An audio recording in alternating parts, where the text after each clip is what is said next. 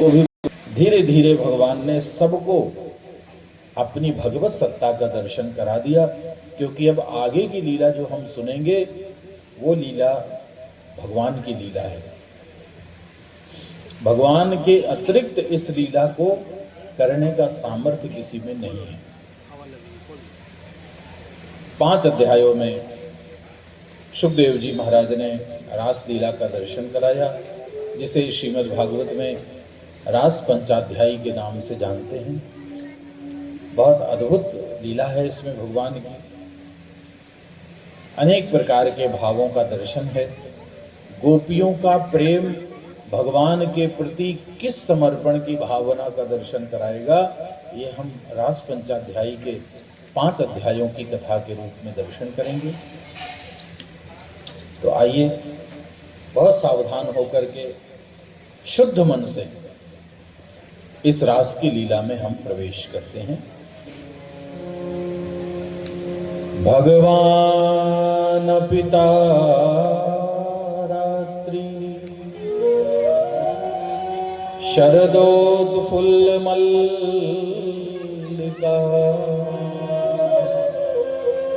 वीक्षरन्तो मनश्चक्रे योगमायामुपाश्रिता।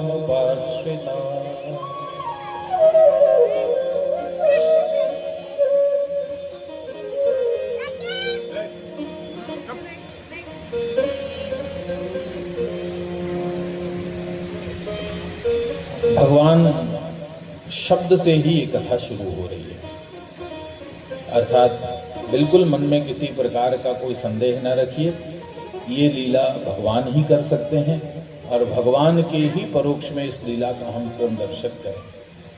सुखदेव जी कह रहे हैं, परीक्षित जी याद है तुमको, मैंने सुनाया था कथा में कि आज से कुछ महीने पहले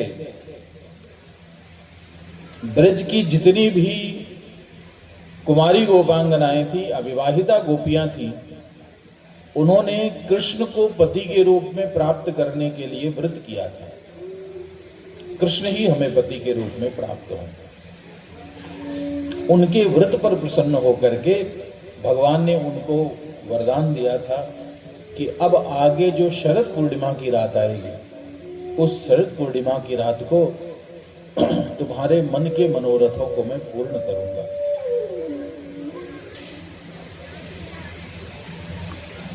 गोपियों को भगवत कृपा प्राप्त हुई है जब उन्होंने कात्यायनी का व्रत किया। देखिए, भगवत प्राप्ति का ये क्रम होता है। भक्ति और शरणागति में थोड़ा अंतर होता है। भक्ति किसे कहते हैं? भक्ति एक ऐसा उपाय है जिसमें कोई भक्त भगवान की प्राप्ति के लिए स्वयं के द्वारा किया गया जो उपाय है उसको कहते हैं भक्ति। भक्ति स्वयं करनी पड़ती है। आपको भगवत प्राप्ति करनी है तो वो भक्ति आपको स्वयं करनी पड़ेगी।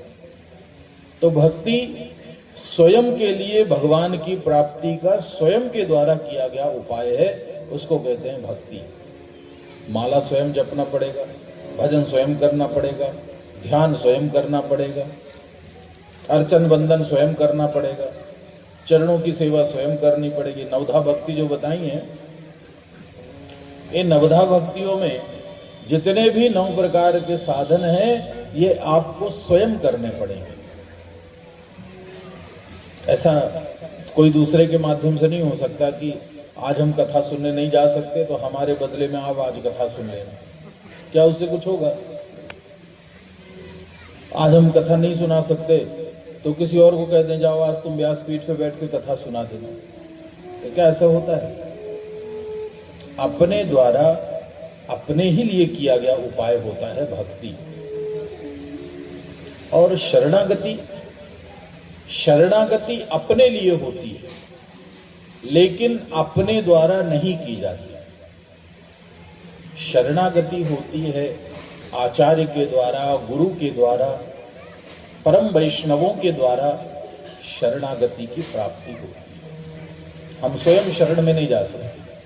शरण में जाने के लिए किसी आचार्य की आवश्यकता पड़ेगी, गुरु की आवश्यकता पड़ेगी, वो शरण में लेकर के जाएंगे। सुग्रीव की शरणागति हुई ना, तो क्या स्वयं हो गई? सुग्रीव को शरण में लेकर के गए हनुमान जी महाराज। हनुमान जी उस समय आचार्य की भूमिका में थे और हनुमान जी सुग्रीव को राम जी की शरण में लेकर के गए, तब सुग्रीव की शरणागति सफल हुई। विभीषण को शरणागति मिली, तो कैसे मिली? हनुमान जी के द्वारा। हनुमान जी आचार्य हैं, हनुमान जी ने शरणागति दिलाई। और भगवान तो इतने शरणागत वत्सल हैं कि उन्होंने कहा, सुग्रीव जब विभीषण आया तो सुग्रीव ने कहा, महाराज ये रावण का भाई है, जाने न जाए निशाचर माया, काम रूप के ही कारण आया। इसकी माया का कुछ पता नहीं, प्रभु ये क्यों आया है? हो सकता है, मुझे लगता है भेद हमारा लेने सठ आवा, हमारा भेद लेने आया होगा। तो भगवान ने हंस करके कहा, सुग्रीव भेद तो मेरा तुम भी लेना चाहते थे, इसलिए तुमने हनुमान जी को भेजा था कि जाओ इनका भेद ले। क्या मिला भेद आज तक? भेद हमारा कोई जान नहीं सकता।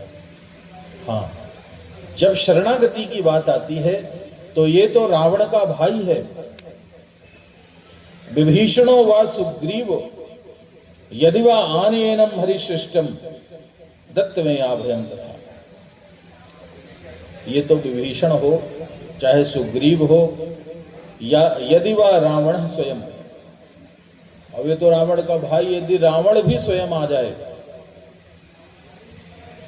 तो मेरा यही स्वभाव है कि मैं उसे अपनी शरण में लेकर के उसे निर्भयता प्रदान कर देता हूं। ये शरणागति है। पर ये शरणागति किसी आचार्य वैष्णव के द्वारा ही संभव है।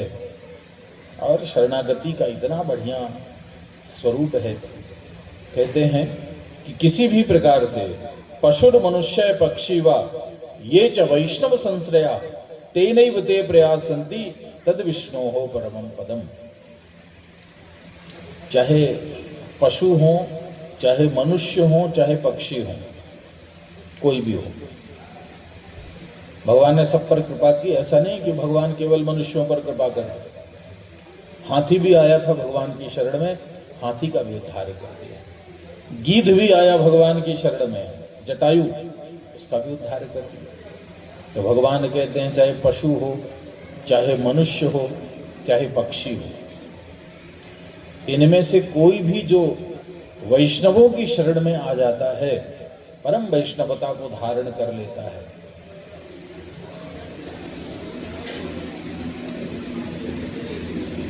उसको मेरे परम पद की प्राप्ति अवश्य होती है। यही शरणागति का परिणाम है। गोपियों को भी शरणागति मिली जब उन्होंने कात्यायनी का अनुष्ठान किया। भगवान ने वरदान दिया था, आगे आने वाली शरद पूर्णिमा की रात को तुम्हारे मन के मनोरथ को मैं पूर्ण करूंगा। आज वही शरद पूर्णिमा की रात्रि का आगमन हुआ है। बड़ी सुंदर रात्रि है। सचर्षणी नाम उदगान सुचौमजन प्रिया प्रियायाय दीर्घ दर्शना। शरद पूर्णिमा की रात है। आप लोग जानते होंगे कि महीने भर में सबसे सुंदर चंद्रमा कब होता है? पूर्णिमा का। महीने भर का सबसे सुंदर चंद्रमा पूर्णिमा की रात। और साल भर का सबसे सुंदर चंद्रमा शरद पूर्णिमा की रात है। पूरे साल भर में सबसे सुंदर चंद्रमा होता है शरद पूर्णिमा की रात का। पूरी 16 कलाएं होती हैं, पूरा सुंदर चंद्रमा। और एक विशेष बात कि केवल पूर्णिमा की रात को ही चंद्रमा के उदय होने की दिशा पूरब होती है। पूर्णिमा के दिन ही चंद्रमा पूर्व दिशा से उदित होता है। बाकी के दिन तो थोड़ा थोड़ा कुछ डिग्री इधर उधर हो जाता है। जैसे सूर्य प्रतिदिन पूर्व दिशा से उदित होता है और चंद्रमा महीने में एक दिन पूर्व दिशा से उदित होता है। तो शरद पूर्णिमा को पूरी 16 कलाएं, पूरी सुंदरता, पूरी शीतलता का दर्शन होता है। शरद पूर्णिमा को जरूर करना चाहिए दर्शन। शरद पूर्णिमा की रात को चंद्रमा का दर्शन जरूर करना चाहिए। और एक और विशिष्ट बात है कि शरद पूर्णिमा की रात को चंद्रमा से अमृत की वृष्टि होती है। तो आप लोग भी जानते हो अमृत गिरता है। खीर बना के रखते हो ना छत में, फिर रात भर उसमें अमृत गिरता है और सुबह अमृत वाली खीर खाते हो, फिर भी मर जाते हो। इतना विचित्र है। हर साल अमृत खाते हो फिर भी मर जाते हो। अमृत खा करके तो कोई मरता नहीं, फिर हम लोग क्यों मर जाते हैं? तो फिर कहो कि महाराज जी अमृत नहीं गिरता होगा। नहीं, अमृत तो गिरता है, तो अभी मरते क्यों हैं? इसलिए कि अमृत खाने के बाद जो आचरण होना चाहिए वो आचरण हम करते नहीं। 6 बजे अमृत वाली खीर खाते हैं और 8 बजे बढ़िया प्याज लहसुन वाला पोहा खा लिया, सब अमृत का प्रभाव समाप्त हो गया। क्या रह गया अमृत? अमृत खाने के बाद अमृत जैसा आचरण, देवताओं जैसा आचरण करें तो अमृत प्रभाव डालेगा। आज वही शरद पूर्णिमा की रात का आगमन हुआ है। आज तो बड़ा सुंदर चंद्रमा है। चंद्रमा के आने से पहले योग माया ने आकर के भगवान की लीला के लिए पूरी पृष्ठभूमि तैयार कर दी। बढ़िया सुंदर यमुना का जल बह रहा है। यमुना में बड़े सुंदर सुंदर पद्माकर सुगंधिना, बड़े सुंदर सुंदर कमल के पुष्प खिले हुए थे। मल्लिका के पुष्प खिले हैं। मालती के पुष्पों से सारा ब्रज सुशोभित हो रहा है। सारे ब्रज में आनंद है।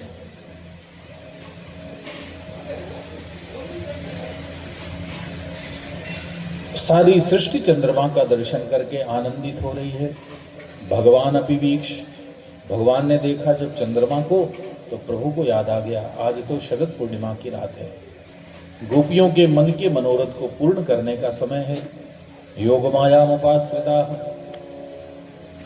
भगवान ने मन का निर्माण किया और योग माया को बुलाया, उसका उपाश्रय लिया। दो सारी योग माया होती है भगवान की। जो माया भगवान से मिलाने वाली है उसको कहते हैं योग माया, और जो माया भगवान से दूर करने वाली है उसको कहते हैं अयोग माया। तो योग माया उपाश्रिता, योग माया, माया मतलब राधा रानी। बिना राधा जी की ये लीला हो नहीं सकती, तो राधा जी का उपाश्रय लिया। दूसरी योग माया है भगवान की बांसुरी, ये भी भगवान की योग माया। वंशी उपाश्रिता, बांसुरी का उपाश्रय लिया। आधी रात के समय भगवान बांसुरी लेकर के महल से बाहर चले गए और वन का दर्शन करने लगे। दृष्ट्वा कुमुदवंतम अखंड मंडलम रमाननाभव नव कुंकुबार्डम, बहुत सुंदर दर्शन। समस्त ब्रज के वन में घूम घूम करके वन के सुंदर स्वरूप का दर्शन करके प्रभु को बड़ा आनंद आया। एक वृक्ष के नीचे आकर के खड़े हो गए, अपने एक पैर को टेढ़ा कर लिया, बाएं गाल को बाईं ओर झुकाया, अधरों पर बांसुरी धारण की और भगवान ने आज सुंदर वेणुनाद, सुंदर बांसुरी बजाना प्रारंभ किया है।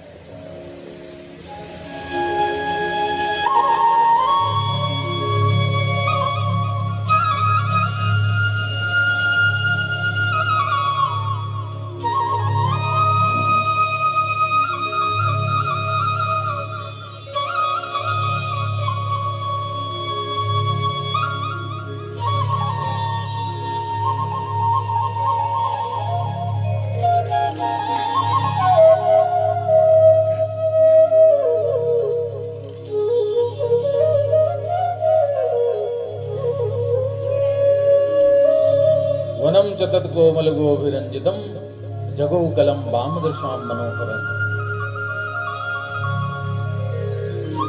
बांसुरी तो रोज बजाते थे भगवान, जब से वृंदावन आए हैं तब से बांसुरी रोज बजाते थे। लेकिन आज की बांसुरी विशेष है। आज भगवान ने अपनी बांसुरी में काम के बीच स्वर क्लीम का आधान करके बांसुरी बजाई। ऐसी सुंदर बांसुरी कि उस बांसुरी को सुन करके वामदृशाम मनोहरम, गोपियों का मन व्याकुल हो गया उस बांसुरी को सुनकर। गोपियों के मन को हरण कर लिया भगवान ने, व्याकुल हो गई उस बांसुरी को सुनकर के। ऐसी क्या खास बात थी? गोपियां व्याकुल हो गई। बोले गोपियों ने जब ये बांसुरी सुनी तो उनको लगा जैसे भगवान कोई गीत गा रहे हैं, उस गीत में अपना अपना नाम सुनाई दे रहा था। ऐसा अद्भुत गीत उस बांसुरी का सुनाई दिया। निशम्य गीतम तदनंग वर्धनम, निशम्य गीतम तदनंग वर्धनम, व्रज स्त्रियाः कृष्ण गृहीत मानसा,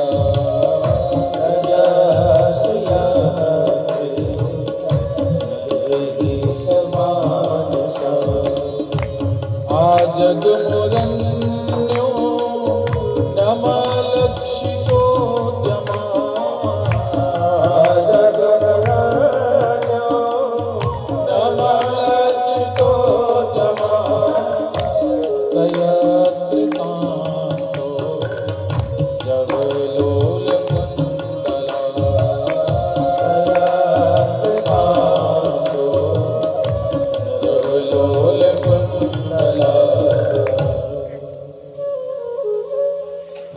बांसुरी बजाई, भगवान ने बांसुरी बजाई तो गोपियों को लगा जैसे भगवान कोई गीत गा रहे हैं। कैसा गीत है? अनंगवर्धनम गीतम निशम्य, अनंगवर्धन गीत, अर्थात मन के समस्त कामादि दोषों को दूर करने वाला गीत था। वो बांसुरी का शब्द जिनके कान में पड़ जाए, बांसुरी का स्वर जिनके कान में पड़ जाए, उनके हृदय के समस्त कामादि दोष दूर हो जाएं। ऐसा अद्भुत गीत था। उसको सुना, किसने सुना? ब्रज स्त्रियां, ब्रज की गोपियों ने सुना। परीक्षित जी ने पूछा क्या सारी गोपियों ने सुना? बोले नहीं, सबने नहीं सुना। फिर क्यों सुना? कृष्ण गृहीत मानसाः ब्रज स्त्रियाः तदनंग वर्धनम गीतम निशम्य। केवल ब्रज की कुछ गोपियां, कुछ कौन? जिन्होंने अपना मन भगवान के चरणों में पूरी तरह से समर्पित कर दिया है, जो मनमनस्का हो गई हैं, पूरी तरह से अपने मन भावों को भगवान के चरणों में जिन्होंने समर्पित कर दिया, केवल उन्हीं गोपियों ने ये बांसुरी सुनी। बड़ा विचित्र बात है। कल भी कथा में हमने सुनाया था, शुकदेव जी ने कहा परीक्षित जी भगवान ने बांसुरी बजाई, ऐसी बांसुरी बजाई शरद ऋतु में कि उस बांसुरी को सबने सुना और जिसने सुना वो मोहित हो गया। कल जो बांसुरी बजी थी उसको गोपियों ने सुना, वो भी व्याकुल हुई। पेड़ों ने सुना तो रोने लगे, गायों ने सुना तो अमृत पान करने लगी, बछड़ों ने सुना तो खाना पीना छोड़ दिया, लताओं ने सुना तो पेड़ में लिपट गई, वो नदियों ने सुना तो बहना भूल गई, पर्वतों ने सुना तो नाचने लगे, वन्य प्राणियों ने सुना तो हिंसा भूल गए। हिरण और हिरणियां कान खड़े करके स्तब्ध होकर के भगवान की बांसुरी सुन रहे थे। ये कल की बांसुरी थी। कल जो बांसुरी बजी उसको सब ने सुना, सब मोहित हुए। लेकिन आज जो बांसुरी बजी उसको सब ने नहीं सुना, उसको केवल गोपियों ने सुना। और उन गोपियों में भी सारी गोपियों ने नहीं, केवल कुछ गोपियां जिन्होंने अपना मन भगवान के चरणों में समर्पित कर दिया था, केवल उन्होंने ही ये बांसुरी सुनी। तो परीक्षित ने पूछा, ऐसे कैसे हो सकता है कि बांसुरी बजे और आधे लोग सुने आधे ना सुने? ऐसा क्या हो सकता है? क्यों नहीं हो सकता? भगवान की बांसुरी है तो भगवान की बांसुरी तो वही सुन सकता है जिसको भगवान चाहें ये मेरी बांसुरी सुने। हर कोई नहीं सुन सकता भगवान की बांसुरी। कोई जाने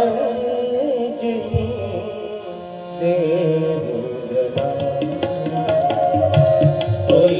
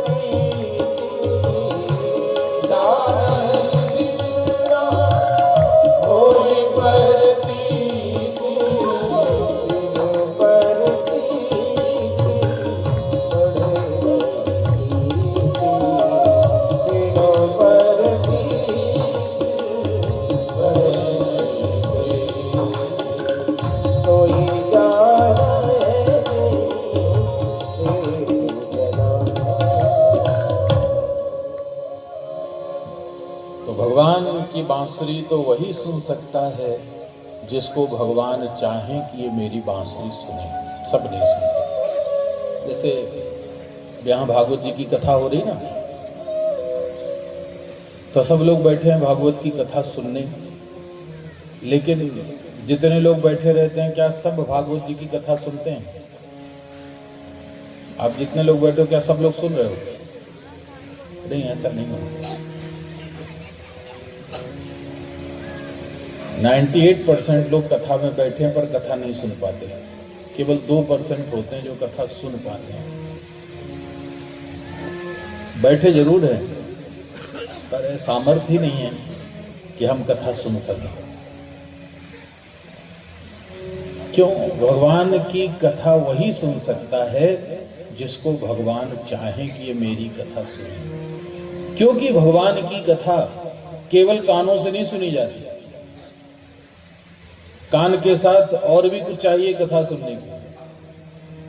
लक्ष्मण जी ने गोदावरी के किनारे पंचवटी में भगवान से कुछ प्रश्न पूछे, 5 प्रश्न पूछे। भगवान ने कहा सुनाऊंगा, लेकिन लक्ष्मण जी मैं तुम्हें जो कथा सुनाऊंगा तात सुनहु मन मत चितलाई। जो कथा मैं सुनाऊं केवल कानों से मत सुनना, कानों के अलावा मन, बुद्धि और चित्त भी रहना चाहिए, तब कथा सुन पाओगे। केवल कानों से कथा नहीं सुन सकते आप। तो कान तो हमारे अलावा भी बहुत लोगों के होते हैं, कुत्ता, बिल्ली, गाय, भैंस सबके कान होते हैं, हमसे तेज कान होते हैं।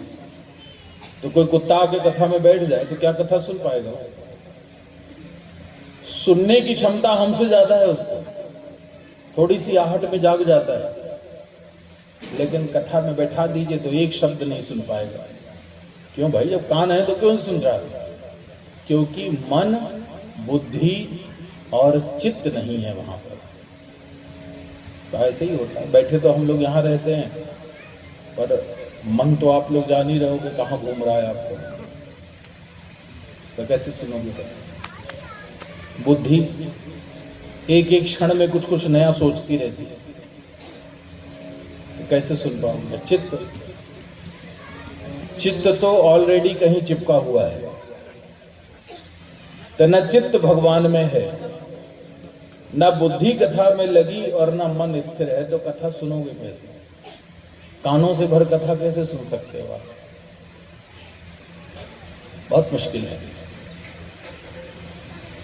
कथा वही सुन सकता है जिसके ऊपर भगवान की कृपा हो, तभी उसके कान, मन, बुद्धि और चित्त कथा में बैठेंगे, तभी कथा सुन सकते हैं। तब इसका मतलब ये नहीं कि आप लोग कथा में न जाएं, कथा में जाया करिए, खूब भीड़ लगाया करिए, खूब बैठा करिए, कथा मन लगे चाहे न लगे। अब भगवान से प्रार्थना करते रहा करिए कि प्रभु आज तो कान से बैठे हैं, किसी दिन शायद मन भी लग जाएगा। प्रतीक्षा करते रहिए, किसी न किसी दिन भगवान कृपा करेंगे और शायद किसी दिन बैठे बैठे मन, बुद्धि और चित्त लग जाए। उस दिन आप कथा सुन करके धन्य हो जाओगे। बांसुरी बजी, लेकिन उस बांसुरी को सबने नहीं सुना।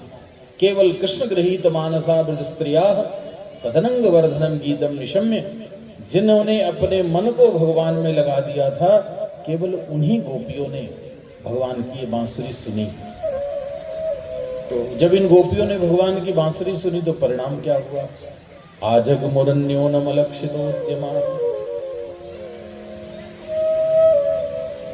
देखिए 9 महीने लगभग हो गए हैं, 9-10 महीने पहले भगवान ने वरदान दिया था कि अगले साल शरद पूर्णिमा की रात को तुम्हारे मन के मनोरथ को पूर्ण करूंगा। अगहन के महीने में प्रभु ने वरदान दिया था और अगले साल का जब आश्विन का महीना आया, आश्विन की पूर्णिमा शरद पूर्णिमा होती है, तब का वरदान दिया। तो कुछ गोपियों को तो याद था कि शरद पूर्णिमा को भगवान हमारे पर कृपा करेंगे, तो वो तो अपना सब काम वाम निपटा के बिल्कुल तैयार बैठी थी लीला के लिए। पर कुछ ऐसी थी जिनको याद ही नहीं था, भूल गया था, 9-10 महीना में सब भूल गया क्या वरदान था, कब का वरदान था, वो अपने काम में लगी हुई थी। जैसे ही भगवान ने बांसुरी बजाई तो उद्यम रहित हो गई। जो गोपी जिस काम में लगी थी उसने वो सब काम छोड़ दिया, अलक्षित हो गई, छुप छुपा करके। अब तो केवल भगवान से मिलने का भाव लेकर के अपना अपना घर छोड़ करके दौड़ पड़ी गोपियां, सब छोड़ दिया। अब तो भगवान के दर्शन के लिए ऐसी बांसुरी सुन करके विमोहित हो गई हैं कि भगवान की उस बांसुरी का भाव सुन करके दौड़ रही हैं। कैसी मुरलिया बजाई रे, कैसी मुरलिया बजाई रे, छलिया मनमोहना। मैं तो दौड़ी दौड़ी चली आई, मैं तो दौड़ी चली आई, मैं तो दौड़ी दौड़ी चली आई।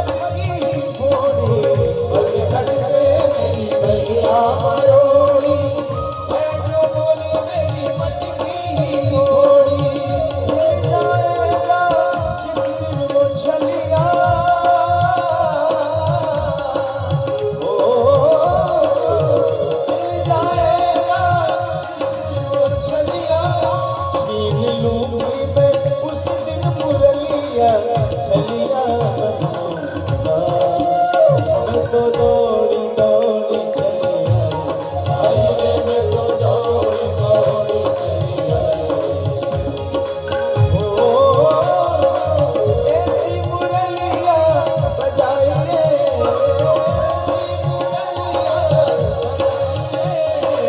छलिया मनमोहना एक बार दोनों हाथ उठा के सभी लोग बोलो मैं तो दौड़ी दौड़ी चली आई मैं तो दौड़ी दौड़ी चली आई मैं तो दौड़ी दौड़ी चली आई मैं तो दौड़ी दौड़ी चली आई ओ ऐसी मुरलिया बजाई रे ऐसी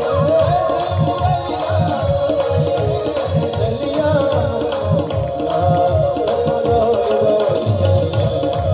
मैं तो दौड़ी दौड़ी चली आई मैं तो दौड़ी दौड़ी चली आई मैं तो दौड़ी दौड़ी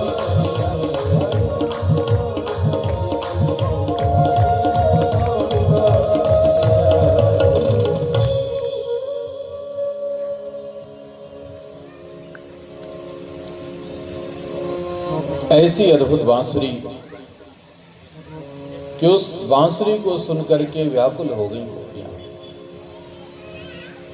आज एक मुरन्यो लक्षितोद्यमा सयत्रकांतो जबलोलकुंडः सब छोड़ दिया, छुप छुपा करके भगवान से मिलने का भाव लेकर के घर छोड़ करके निकले। सुखदेव जी ने कहा, परीक्षित जी, उन गोपियों की दशा भी बड़ी विचित्र थी। किस किस काम में लगी हुई थी और उन कामों को छोड़ करके गई गोपियां, इसको भी सुनना आवश्यक है। दोहंतो अभिकाशित दोहम विद्वा समुत्सुका। एक गोपी, शाम का समय था, रात का समय था, गाय का दूध दूह रही थी और एक गोपी गाय का दूध दोहन करने के लिए पात्र लेकर के जा रही थी। उसी समय भगवान ने बांसुरी बजा दी। फिर क्या, इतनी बेसुध हो गई कि बर्तन वहीं फेंक दिया, चली गई भगवान का दर्शन करने। कुछ गोपियां ऐसी थी जो अपने माता पिता को भोजन परोस रही थी, माता पिता की सेवा कर रही थी, बच्चों का पालन पोषण कर रही थी, और जैसे ही बांसुरी बजी छोड़ दिया उनकी सेवा का भाव, पालन पोषण का भाव, वो भी चली गई दर्शन करके। सुखदेव जी कह रहे हैं